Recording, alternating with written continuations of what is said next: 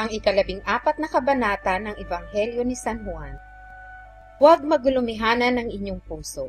Magsisampalataya kayo sa Diyos, magsisampalataya naman kayo sa akin. Sa bahay ng aking ama ay maraming tahanan. Kung di gayon ay sinabi ko sana sa inyo, sapagkat ako'y paroroon upang ipaghanda ko kayo ng dakong kalalagyan. At kung ako'y pumaroon at kayo'y maipaghanda ng kalalagyan, ay muling paririto ako at kayo'y tatanggapin ko sa aking sarili, upang kung saan ako naroroon, kayo naman ay dumuon. At kung saan ako paroroon ay nalalaman ninyo ang daan. Sinabi sa kanya ni Tomas, Panginoon, hindi namin nalalaman kung saan ka paroroon. Paano ngang malalaman namin ang daan? Sinabi sa kanya ni Jesus, Ako ang daan at ang katotohanan at ang buhay. Sino man ay di makaparoroon sa Ama, kundi sa pamamagitan ko. Kung ako'y nangakilala ninyo, ay mangakikilala ninyo ang aking Ama. Buhat ngayon siya'y inyong mga kikilala at siya'y inyong nakita. Sinabi sa kanya ni Felipe, Panginoon, ipakita mo sa amin ang Ama at sukat na ito sa amin. Sinabi sa kanya ni Jesus, Malaon ng panahong ako'y inyong kasama, at hindi mo ako nakikilala, Felipe? Ang nakakita sa akin ay nakakita sa Ama. Paanong sinasabi mo, ipakita mo sa amin ang Ama? Hindi ka baga nananampalataya na ako'y nasa Ama, at ang Ama ay nasa akin? Ang mga salitang aking sinasabi sa inyo'y hindi ko sinasalita sa aking sarili, kundi ang Ama na tumatahan sa akin ay gumagawa ng kanyang mga gawa.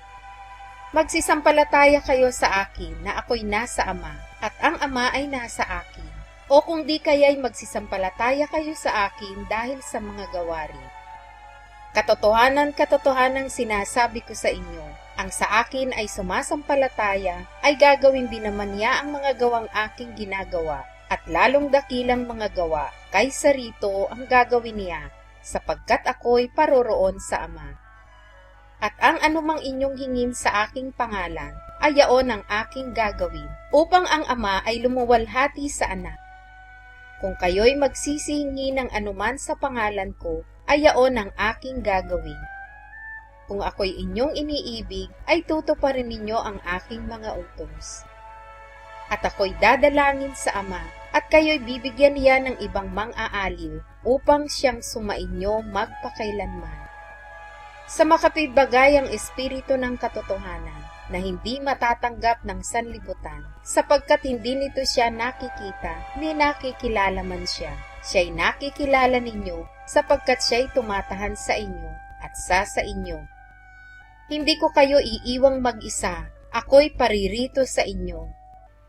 Kaunti pang panahon at hindi na ako makikita ng sanlibutan, ngunit inyong makikita ako, sapagkat ako'y nabubuhay, ay mga bubuhay rin naman kayo. Sa araw na iyao'y makikilala ninyong ako'y nasa aking Ama, at kayo'y nasa akin, at ako'y nasa inyo.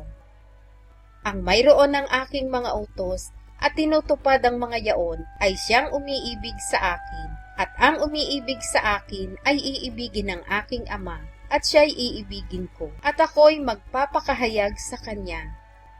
Si Judas, hindi ang Iscariote, ay nagsabi sa kanya, Panginoon, ano't mangyayari na sa amin ka magpapakahayag at hindi sa sanlibutan?